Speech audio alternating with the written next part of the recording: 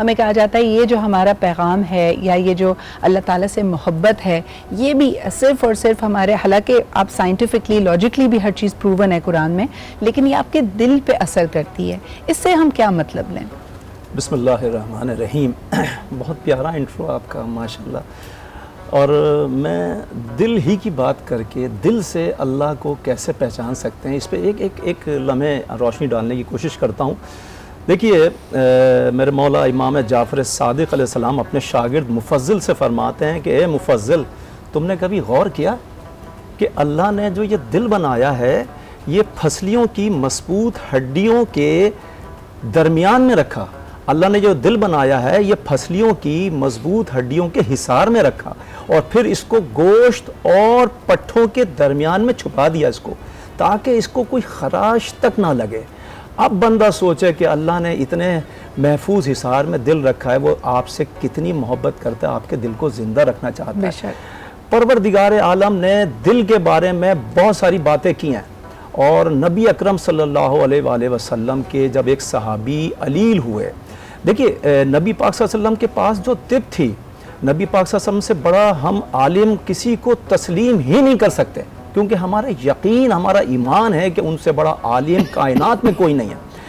नबी पाक सल्लल्लाहु अलैहि वसल्लम के जब एक सहाबी अलील हुए और ख़ुद बानफ़्स नफ़ीस मेरे मौला रसूल खुदा उनकी अयादत के लिए गए, तो उनके सीने पे हाथ रख कर मेरे मौला रसूल खुदा ने फरमाया कि तुमको आरज़ाए क़ल्ब लाहक हो चुका है और तुम्हारे तबीब को चाहिए कि 7 गुठलियाँ अजवा खजूर की गुठली समेत और गूदे समेत कूट के तुम्हें खिलाए, उससे तुम्हारा ये आरज़ा क़ल्ब चला जाएगा। अब देखिए कहने का मकसद मेरा यह है कि साइंस तहकीक और तजर्बों के रास्ते में है। साइंस की कोई आखिरी बात नहीं है, लेकिन मैं साइंस का इनकार हरगिज़ नहीं कर रहा हूँ। लेकिन आपने बड़ी खूबसूरत बात की और आज तक हम देखते हैं कि अजवा की जो गुठलियाँ हैं, क्योंकि ये वो खूबसूरत दरख्त हैं और तासीर वाले दरख्त हैं जो हुज़ूर अकरम सल्लल्लाहु अलैहि वसल्लम ने ख़ुद अपने दस्ते मुबारक से लगाए, तो यकीनन उसके फल में भी और उसकी गुठलियों में भी शिफा ही शिफा है। आगे बढ़ते हैं प्रोग्राम में। हकीम साहब, मुझे ये बताइए कि हिकमत के हवाले से लोग कहते थे कि जो हकीम साहब सिर्फ नब्ज़ सुनकर आपका तमाम जो भी हाल अहवाल है वो बता देते थे, और यकीनन नब्ज़ सुनने का मतलब है कि दिल की धड़कन, उसकी रफ्तार, उसकी रिदम को सुन के पता लगाया जा सकता था। आज भी ऐसे हकीम मौजूद हैं? नहीं, आजकल तो ऐसे बिल्कुल नहीं है। उसकी मेन वजह ये है कि देखिए, उसमें आपकी पोजीशन बता सकते हैं कि इस वक्त आप सुस्ती काहली महसूस कर रहे हैं या एक्टिव हो रहे हैं, क्योंकि ये दिल की धड़कन आपकी इस तरह चलती है। सही। बाकी जिस तरीके से जो डायग्नोस करना है, हमारा और मेडिकल का तकरीबन कुछ मिलता जुलता ही है। हमारे रास्ते सिर्फ ऑपरेशन से अलग होते हैं। सही। बाकी यह है कि टेस्टें हम भी करवाते हैं जी, सारी चीज़ें देखी जाती हैं, उसी हिसाब से हम जड़ी बूटियाँ अपनी डायग्नोस करते हैं। अब जिस तरीके से आपने कहा कि सीने पे बोझ महसूस होना, सीने पे बोझ महसूस होना, डॉक्टर साहब ने बहुत अच्छी बात बताई कि बेतहाशा स्मोकिंग, बेतहाशा मुरगन चीज़ें खाने की वजह से भी कुछ ग़िज़ाओं का भी इस्तेमाल होता है। ज़रूरी नहीं है कि हर चीज़ वो हार्ट पे ही आप लेके जाएं। और इसमें यह है कि गैसेस की वजह से भी हो सकता है, ट्राइग्लिसराइड बढ़ रहा हो, कोलेस्ट्रॉल बढ़ रहा हो, उसकी वजह से भी बोझ महसूस होता है, पोटेंशन की वजह से होता है, डिप्रेशन की वजह से भी होता है। जब आपके सीने पे बोझ बहुत ज़्यादा बढ़ रहा हो, जैसे आपके मनों के हिसाब से सीने पे बोझ आ रहा हो, तो वक्त ज़ाया किए बगैर अपने कार्डिक डॉक्टर के पास चले जाइए। बिल्कुल ठीक है, क्योंकि ये अंदेशे होते हैं। कुछ चीज़ें ऐसी होती हैं कि जो सिर्फ हम सोच कुछ रहे होते हैं, वो होता कुछ है। अच्छा, हम कुछ बिल्कुल सही कह रहे हैं हकीम साहब, और तभी हमें ना हमारे लाइफस्टाइल को देखना पड़ेगा। रिस्क फैक्टर्स का जिसका डॉक्टर साहब ने जिक्र किया और आप दोनों हज़रात ने भी उसको फिर एक तरह से सेकंड किया कि अपने रिस्क को मिनिमाइज़ करें। अरीज, यहाँ पे your field comes in the most importantly कि हमारा जो डेली रूटीन है, हम समझ रहे हैं कि यार आज हमने चलो मीठा ज़्यादा खा लिया, आज एक्सरसाइज नहीं की, आज हाई कोलेस्ट्रॉल डाइट है भी तो कोई फ़र्क नहीं पड़ता, ठीक है ख़ानदान में 3-4 लोगों को ये बीमारी है, लेकिन I am above it all, so I can continue smoking and living my life as is. ये रिस्क फैक्टर्स किस वक्त जाके हमें सबसे ज़्यादा हिट करते हैं? देखो, बेसिकली जब लाइफस्टाइल की बात करते हैं, सिद्धो लाइफस्टाइल में 4 चीज़ें मेन इंपॉर्टेंट होती हैं। एक आपकी न्यूट्रिशन, जो आप डाइट खाना पीना खाते हो, आपकी स्लीप, जी, आप किस तरह सोशलाइज करते हो, यानी कि आपकी mental health, and lastly is जो आप हार्मफुल सब्सटेंसेस से हमें दूर रहना। हार्मफुल सब्सटेंस में smoking, drinking, even excessive intake of caffeine आ जाएगा, जो हम लोग खाना खाते हैं, मतलब कि हार्मफुल में इवन हार्मफुल पीपल जो हमें टॉक्सिन्स, मतलब टॉक्सिक पीपल जो होते हैं जो हमारी इमोशनल हेल्थ को अफेक्ट करते हैं, तो वो भी आ जाएंगे। तो ये 4 स्लीप फैक्टर भी आएगा, स्लीप है ना, स्लीप फैक्टर के अगर आपकी नींद बतदरीज पूरी नहीं हो रही। हमारे यहाँ शहरों में रहने वाले तो इस बात पे बड़ी खुशी मनाते हैं कि जी हमारे लिए सहरी में उठना मुश्किल नहीं, हम तो सहरी तक ही जागते रहते हैं। देखो sleep the amount of sleep जो है ना वो नहीं अफेक्ट करती, the pattern of sleep matters. Pattern of sleep क्या होता है? रिसर्च है कि 9 PM से लेकर जो 4 AM तक की स्लीप होती है ना, that is the best time of sleeping. उस वक्त आपके हार्मोन्स की वर्किंग ऐसी हो जाती है, आपका जो सेल का रीग्रोथ है, जो आपके टिश्यू ब्रेक डाउन हो रहा है उसमें से रीग्रोथ हो रही है, वो सबसे ज़्यादा 9 PM से 4 AM तक होती है। अरीज क्या तुम जानती नहीं, उस वक्त तो पाकिस्तानी ड्रामे लगने का टाइम होता है, उस वक्त कोई नहीं सोता। और हमारे यहाँ पार्टी तभी शुरू होती है ना, पार्टी भी तभी शुरू होती है। 10 बजे हम खाना खाते हैं, 8 बजे 9 बजे हम ड्रामे लगाते हैं, फिर उसके ऊपर पूरा तबसरा करते हैं, फिर रात के वक्त हालात हाजरा का, करंट अफेयर्स का कोई प्रोग्राम देखते हैं। सो ऑफ कोर्स हमारी ज़िंदगी के मुख्तलिफ और स्ट्रेसेस में ये तमाम चॉइसेस भी आहिस्ता आहिस्ता हमारी हमें इस तरह की बीमारियों की तरफ लेके जा रही हैं। अनफॉर्चुनेटली अगर हम पाकिस्तान में देखें तो यंग एज जो है, जो यूथ है, वो ज़्यादातर इस तरह की प्रॉब्लम्स में आ रही है। जो एवरेज एज एक दिल के आर्जे की होनी चाहिए वो दुनिया भर में कहीं ज़्यादा है, पाकिस्तान में यंग लोग इससे इफेक्ट हो रहे हैं। इस पर मज़ीद भी बात करेंगे। अच्छा, और जिस तरह इन्होंने कहा, ये बड़ी एक अहम बात है, निस्बतों की ही सारा हवाला है, और ख़ास तौर पे जब हम पूरी दुनिया से परेशान हो जाते हैं, घबरा जाते हैं, तो हुजूर अकरम सल्लल्लाहु अलैहि वसल्लम की बारगाह में दुरूद व सलाम पेश करके हमें यकीन हो जाता है, दिल को एक ढारस बन जाती है कि मामलात हल हो जाएंगे।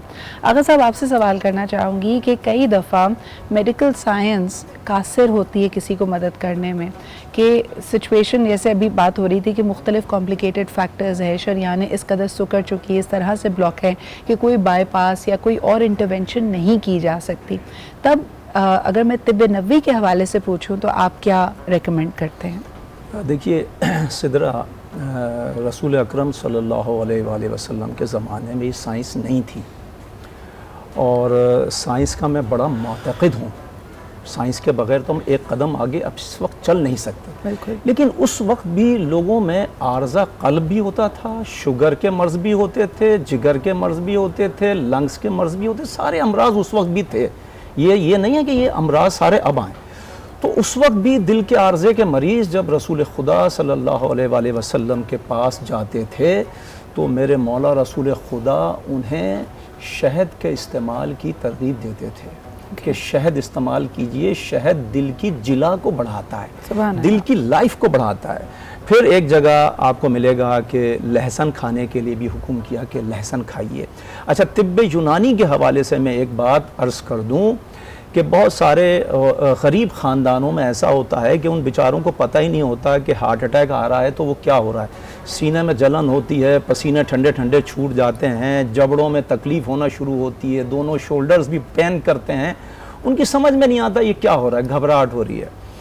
तो उनको मालूम होना चाहिए कि उनको उस वक्त हार्ट अटैक आ रहा है, और अगर वो चाहते हैं कि उनका दिल बंद ना हो, यानी कि हार्ट फेल ना हो, तो मैं तिब्ब यूनानी का एक नुस्खा बताता हूँ। आपके घर में चाहे वो आपके पास टैबलेट ना हो ज़बान के नीचे रखने वाली, एस्कार्ड ना हो, कोई आपको कोलेस्ट्रॉल कम करने वाली टैबलेट ना मिले, डॉक्टर तक आपकी रसाई ना हो, तो आप यकीन करें, आजमा के देखिएगा।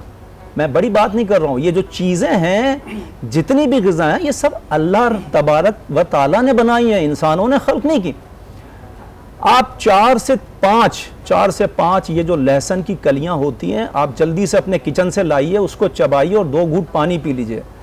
मैं इंशाल्लाह ताला ये दावा कर रहा हूं, आप हार्ट फेल के शिकार नहीं होंगे। ये जो आपने गार्लिक की बात की ना, ये मैं डॉक्टर साहब आपके पास लाना चाहूँगी। अब तो मैं देखती हूँ कि वेस्ट में भी बहुत सारे लोग अगर इस तरह गार्लिक की क्लोव्स खा नहीं सकते तो उसकी भी टैबलेट्स मौजूद हैं, उसके मुख्तलिफ बूस्टर शॉट्स, इम्यूनिटी शॉट्स के तौर पर वो छोटा सा जूस का एक उनको कंटेनर मिलता है।